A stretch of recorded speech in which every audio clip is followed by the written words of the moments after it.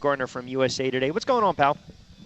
Hey, Rich, how are you? I'm doing well, and I guess even though I'm late on this, I still have to ask. The World Series is in the books, but would you have, you know the question I'm going to ask, would you have sent Matt Harvey out there for the ninth?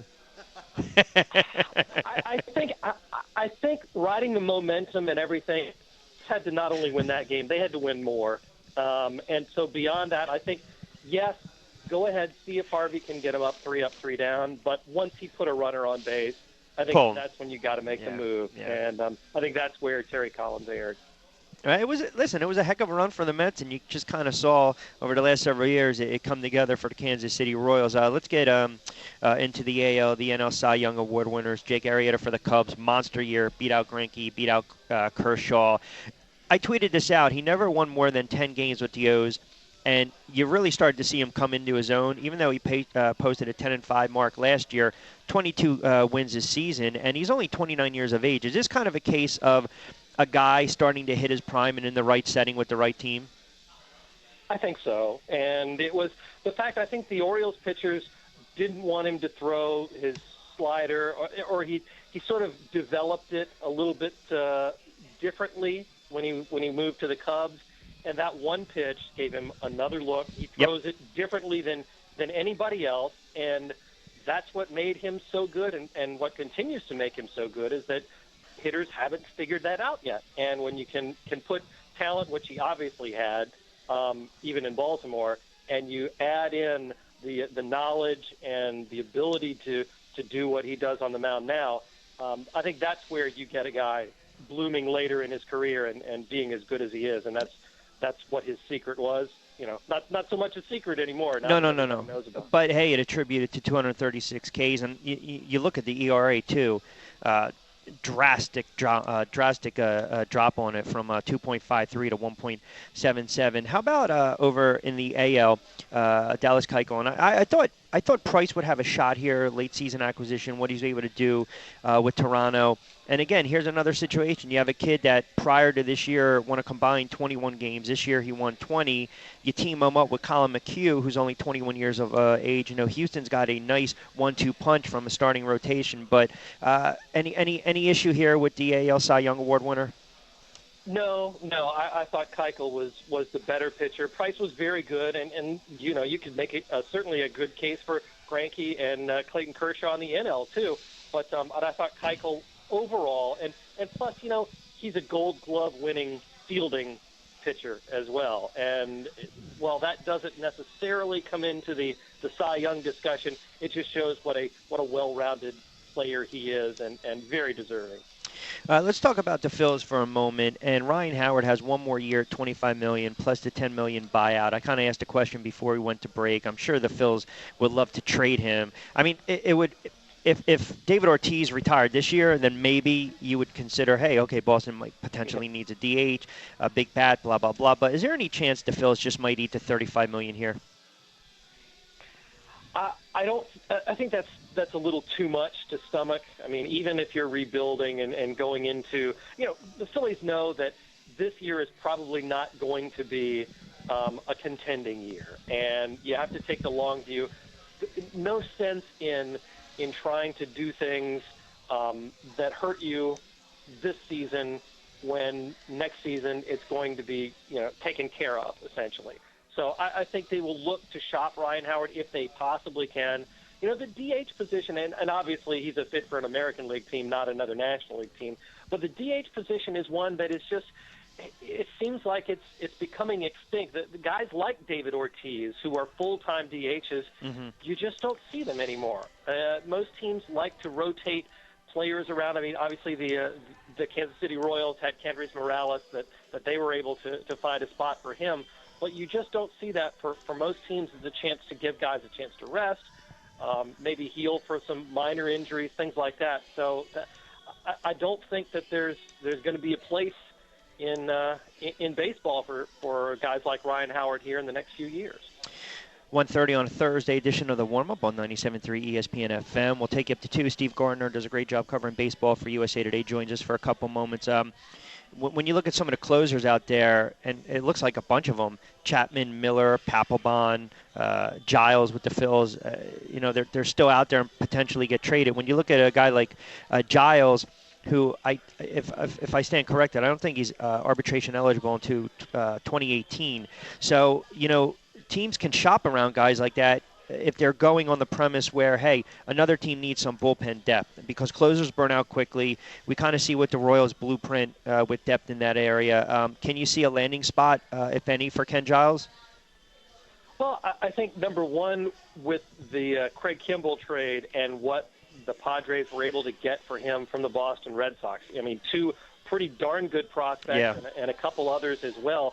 That's a heck of a haul. And if you're looking at a team that needs to rebuild and needs to do a lot of different things and not just needs one or two pieces, a guy like Ken Giles, while he's a great fit for the Phillies long-term and can be a long-term piece, the return that he could possibly bring, if there are still teams out there looking for closers and willing to pay, essentially what the Red Sox set the market at.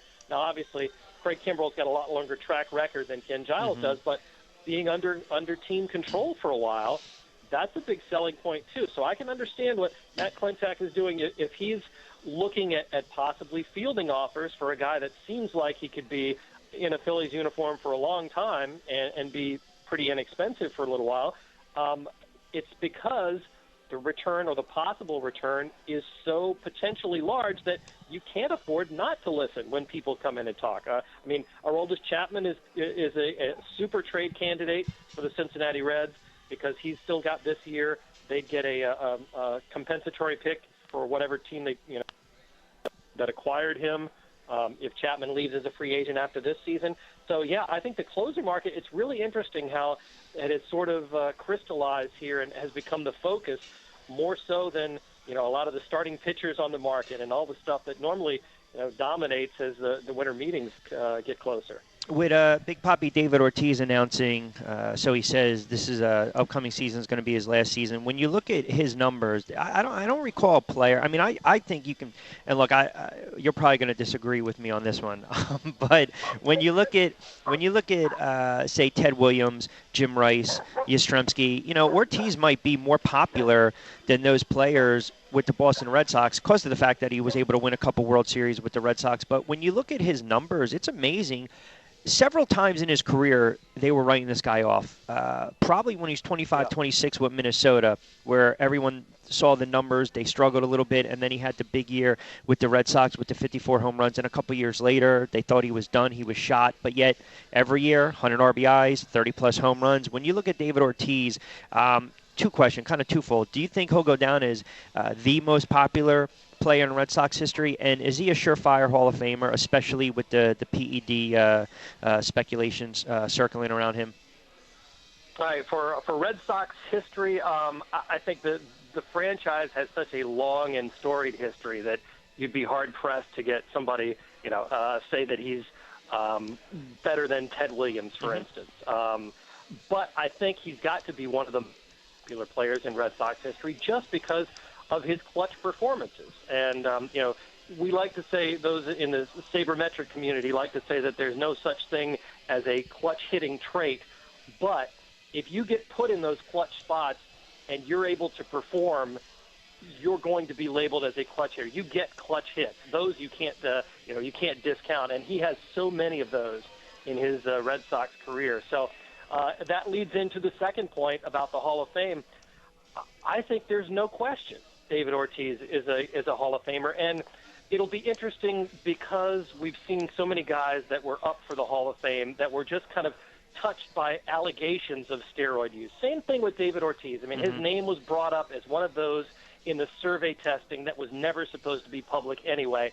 But yet, he continues to be tested every time season since then, and there's been no positive test at all. So I think it's so hard to say if somebody did or didn't use, cut and dry. I think you have to take everybody and just say, we don't know, and then go from there and judge players on their careers. I think David Ortiz has had certainly a Hall of Fame career from not only the season-long and the career-long numbers that he put up, 500 home runs. I mean, that used to be the benchmark. Sure. But so many big moments.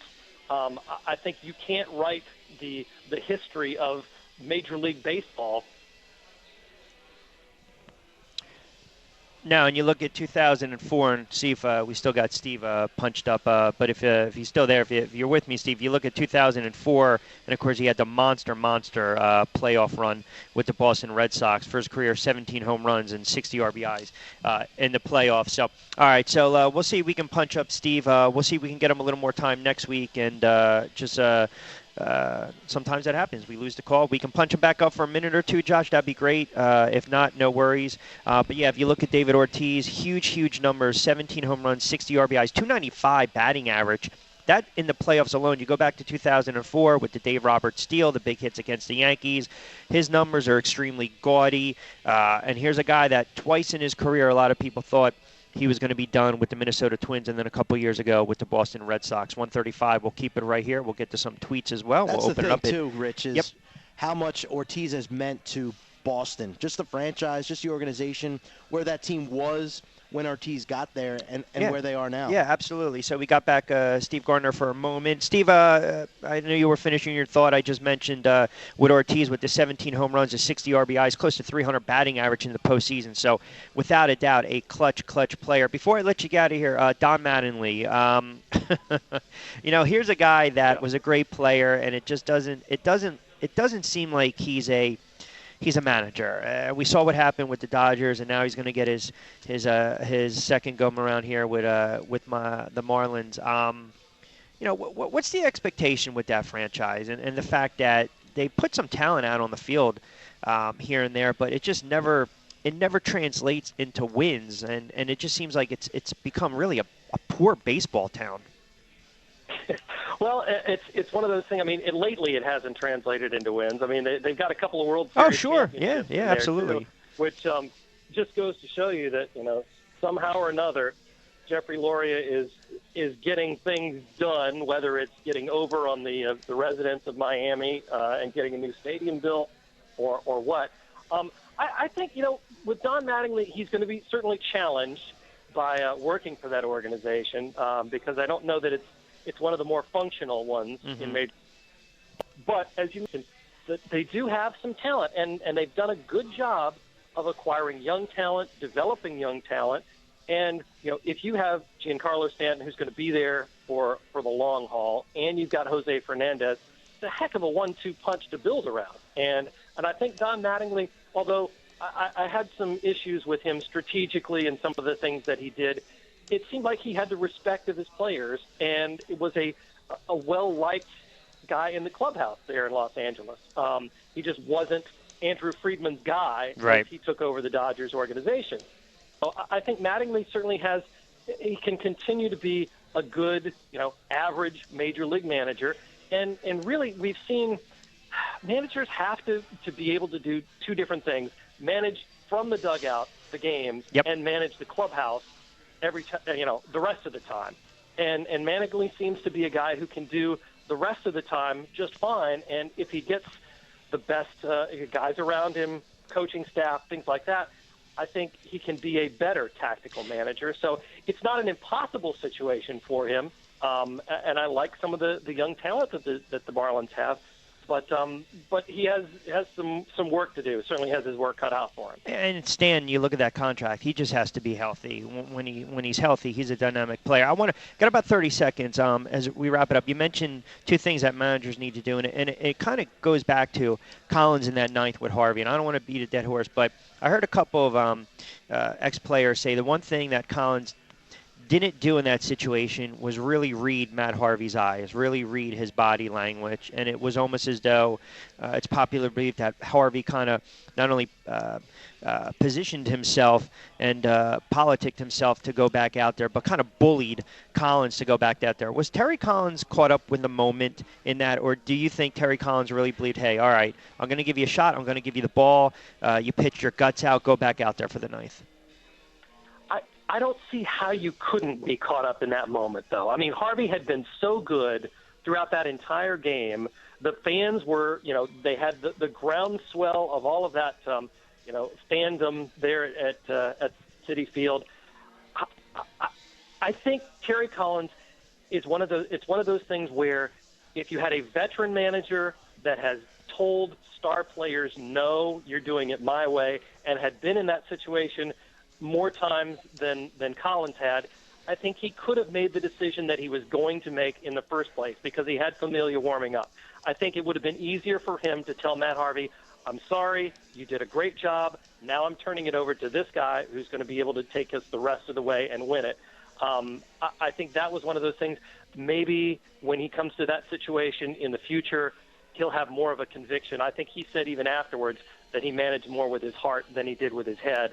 I don't think he'll make that same mistake if he has a similar situation in the future. I agree with you 100% on that one. All right, my friend, good to catch up. You know, a lot of hot stove baseball in the next coming weeks and months, and certainly get you back on. Great job as always.